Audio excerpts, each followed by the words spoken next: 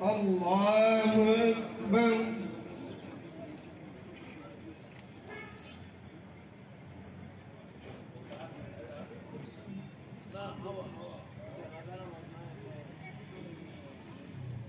Allahu Ekber.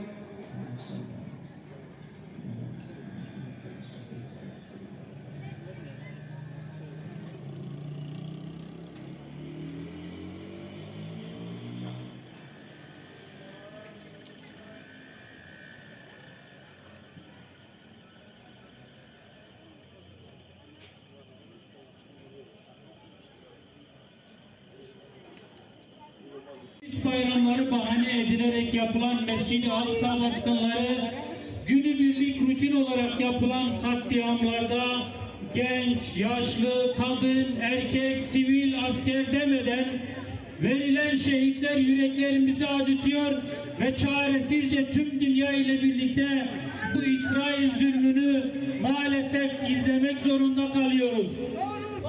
İsrail kahrolsun! İsrail kahrolsun! İsrail kahrolsun! Yanına almak ve onları rahatlatmak için büyük bir savaşa hazırlandığı konuşuluyordu. İşgalci İsrail aslında bunu iç politika olarak belirlemişti ama hatırlatmak istiyoruz. Bu bir bahanedir çünkü biz biliyoruz ki terörist İsrail 70